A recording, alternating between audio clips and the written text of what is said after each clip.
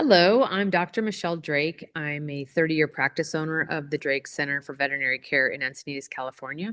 I'm also one of the co-founders of Genius Vets, which is the highest performing digital marketing company in veterinary medicine, and a 17-year member of VMG. And I'm here today to share with you lots of information about how to run a practice. Some of the things that have had the greatest impact on my practice, undoubtedly, are just the constant moving forward and drive to improve everything a little bit all the time. Many veterinarians get overwhelmed when, practice gets chaotic, they're low on staff, whatever it is. And instead of just like taking a breath and making a plan about how they're going to tackle these issues and who's going to help them tackle these issues within the practice, they kind of stay on that rat wheel, sort of. And so it's really, really important to take time to work on the practice. So I guess, going back to what's an important lesson, it's working on your practice. So I started out with one doctor, myself, and four employees. And every week I would stop and get coffee on Wednesday mornings from 7 to 8 by myself. And I would just sit and write. I would use my P&L every month, but I would also just sit and write about the things that I wanted to work on. And then sometime during that month, I would spend time with my staff to bring them up to speed on the things I want to work on, get their input, and then use some plan for accountability to make sure we actually executed on the things we're trying to work on. So it's working on your practice, it's building the team, and it's constantly working on the things to move forward your agenda. So I worked super hard at not just working in, but working on my veterinary practice over the 30 years. And about 12 years ago, I started to have the opportunity to speak to owners about how to run a practice. Well, mostly building it based on a really strong mission and culture, which are terms that are tossed about, but I really make those very actual things that you can work on in the practice. And so I started to do that. And as the more and more time I would put into the content that I was providing, I realized, that there are very specific things that you have to be working on all the time. That plus a couple of years ago, Harley Orion, our CEO of Genius Vets, really pushed me to write a book. And he helped me. He pushed me, asked me questions, and he got me to write a book. And this book is not going to win any Pulitzer Prizes, but it was published by Wiley. And the idea was that I would actually put down in writing all the things that I constantly worked on during that 30 years to make the Drake Center such a very special and unique hospital that not only has like pretty much zero attrition of doctors and key employees, but also has been a very profitable and healthy practice and a pillar in the veterinary community in San Diego. When I speak, I tell people, hey, I've got a lot of buddies who have practices that are bigger than mine and maybe even more dynamic in some ways.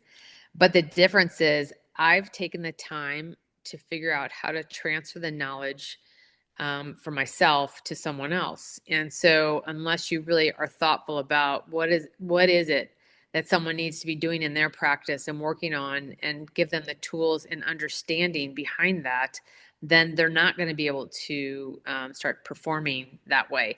The biggest thing too is that I've actually done all the things I talk about. When I get in a group of people and start speaking to them, I get some eye rollers and some head shakers sometimes, and some questions and some pushback on some of the things I talk about.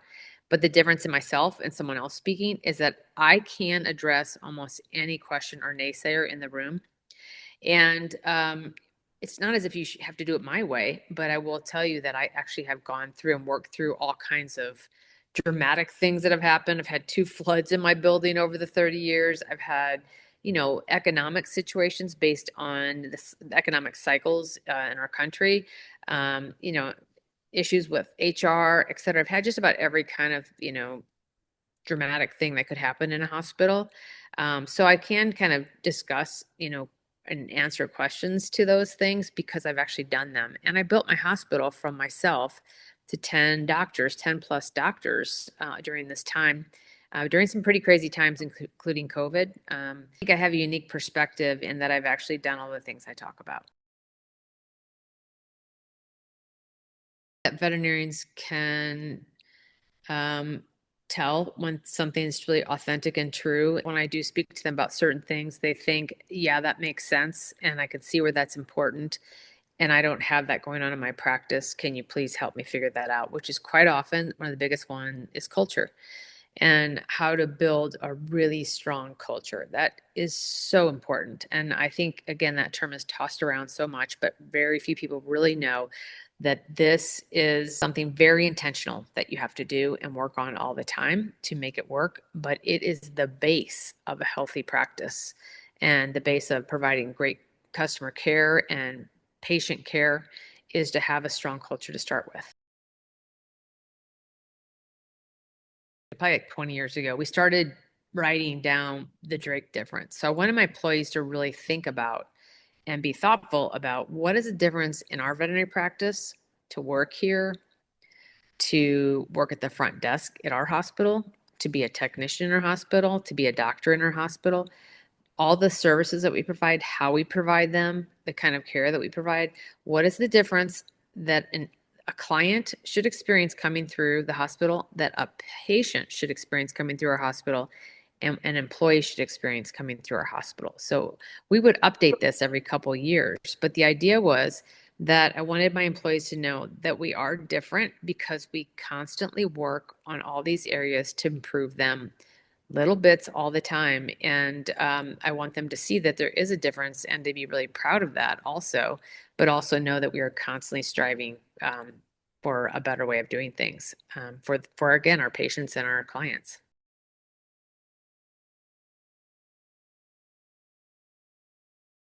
Now we have 30% approximately of veterinary hospitals are owned by corporate groups. And um, that's a pretty big percentage. And I think obviously they have some, business acumen that veterinarians don't have, and they have ways of consolidating cost, et cetera, that are really can be, helpful.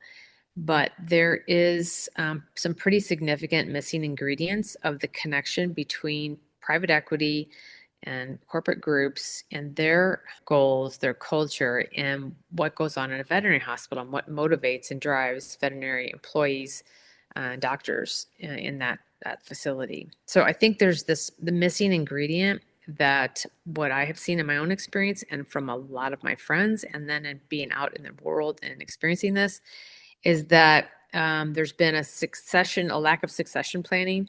So the Drake Center, I started working on my succession plan about 3 or 4 years before I had my practice acquired. Meaning I had a system for how I ran it, but I brought in a couple of the younger associates who were very strong associates, but had been there, I think 7 and 9 years between the two of them, and brought them in and had them be part of our monthly leadership meeting so that they knew how we ran the practice and could participate in that. And then I slowly backed off during that period of time, and I stayed kind of at least attached to the leadership team after the acquisition, so that we can make sure we stayed. We did not lose a single doctor or a single key employee and we never have. And it's been years. It's been 3 years, 4 years since the practice was acquired. So what's failing is that the veterinary owners have not created a really great succession plan, and the acquisition groups need to understand or need to know what they don't know. And what they don't know is how to run a practice at the local level. And so, what I'd like to do is help a group or a couple groups build the teams at the local level, because that is so necessary for them to own the practice at the local level as far as patient care and client service goes, and to feel like there's a partnership with the corporate group, and that's not just a spoken partnership, but a true one. And what does that look like? It's going to require some real thoughtfulness amongst acquisition groups, and they have to listen to some people who know more about running the practice at the local level. So I'd like to help them with that. I'd like to help them so that the teams, so the attrition is much less, so that it's a much more attractive place to work. The care and the service for clients and patients will improve. And also, these things, if you do them well and you really do them for a reason of strong mission, it also turns out to be more profitable as well. That's a win for everyone, and it is a missing ingredient that is occurring right now in corporate veterinary medicine, and I'd really like to help change that for the better. One is they maybe don't know their customer or their audience so well.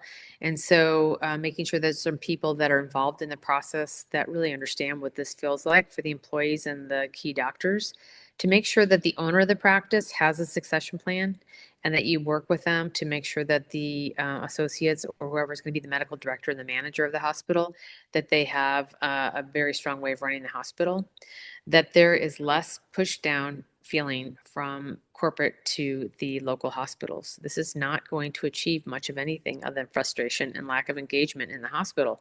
So, working with figuring out how to do that well, with because you're going to have to change some things. I think everyone understands that. I mean, there used to always be, oh, nothing will change, but that's not possible. Corporate group's going to have to come in and they're going to have to, get everybody on the same lab or, change the PIM systems. They don't have to do all these things, but they're going to need to do some of those things to make this a more effective and efficient system.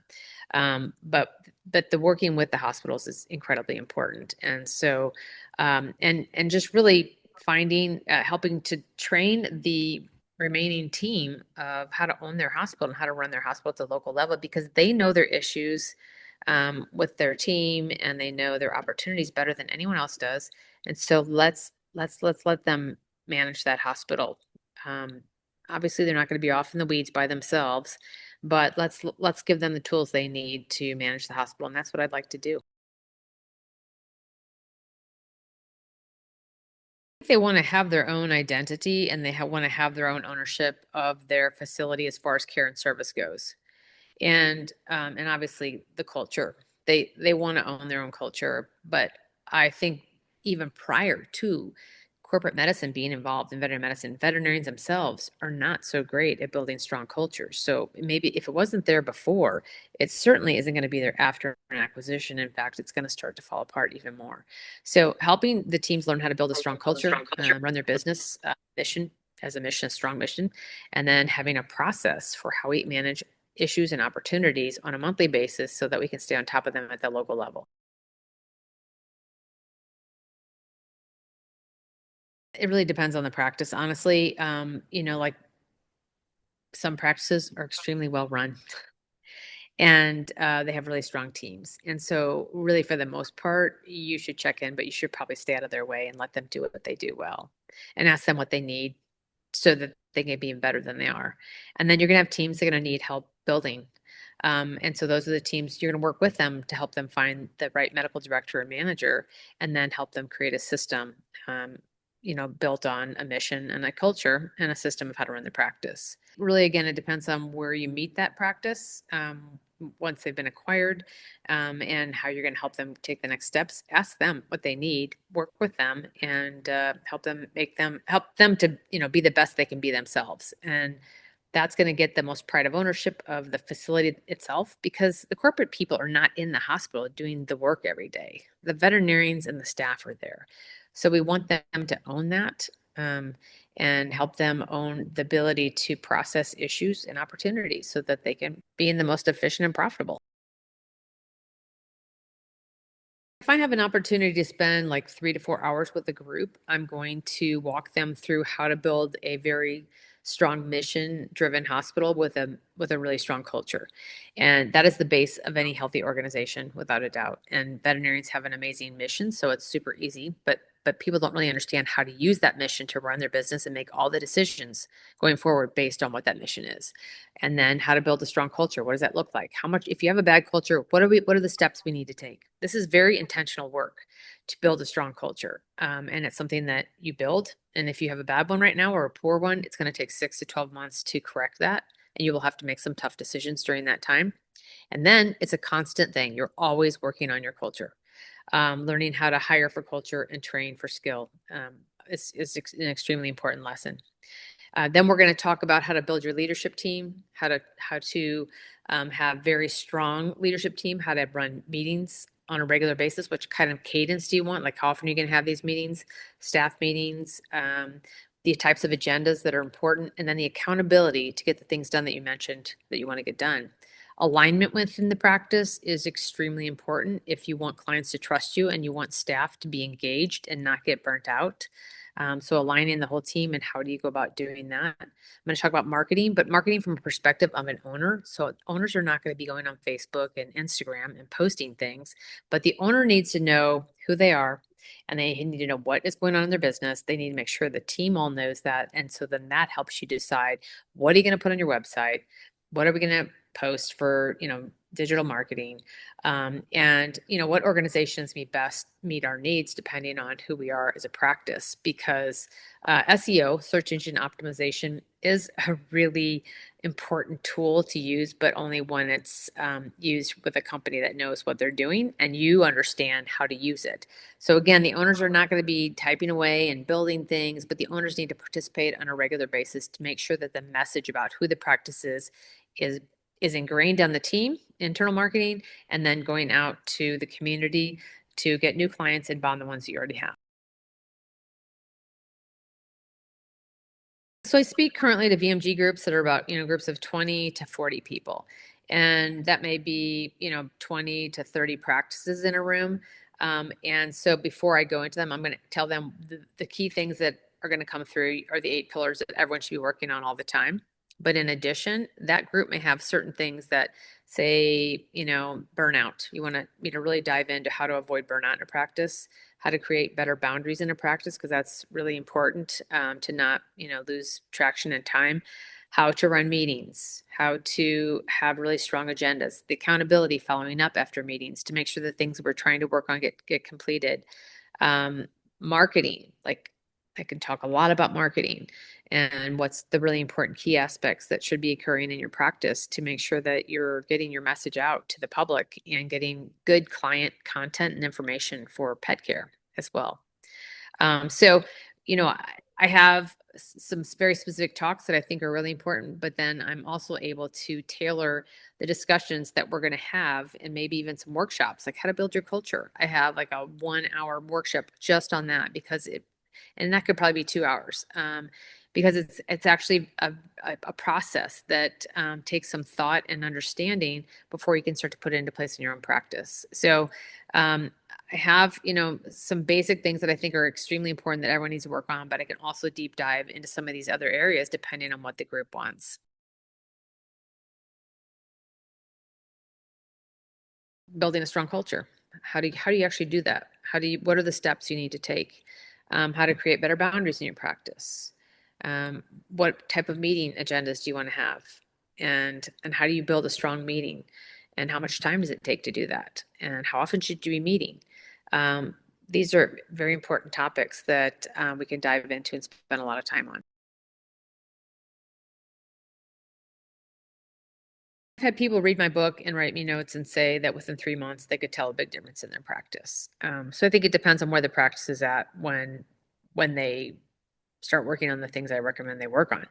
And I've had other practices that it's going to take a year, you know, to really change the culture and really change the dynamics in the practice. And that's probably going to involve some turnover of staff, because if they're really in the hole and they just don't know how to get out, it usually means they probably have some issues with staff alignment and making sure that everyone's on the same page and wants the same thing. And so there may be a lack of leadership in the practice as well, that there may be a great leader, but they just haven't really thought about how to do this. So I can help with those topics as well. You're gonna have more sick days in your practice. You're gonna have much more turnover in your practice if you have a poor culture. You're gonna have people that leave unhappy at the end of the day. Your clients are not gonna be nearly as happy. When I've had, over the years, I've had this told so many times that I think I go ahead and share it. That when a drug rep or someone walks into the Drake Center, they can tell right away it's very different from other hospitals because the culture is very different and it's palpable. So, if you walk into a business and you immediately feel welcomed and as if the people are happy you're there and you know that they're going to do their best to take care of you, that's a strong culture in that business. So you want to be your clients to be able to feel that. You want a new employee that comes in to be able to feel that as well. Welcomed into the facility. You want a new employee to feel like they're going to be trained well and that they're going to be supported during their training, and that people are happy that they're there and want to participate in their training. So there are so many factors that culture affects if it's not good, that I would probably take me 3 minutes in a hospital to tell you if they have a good culture or not.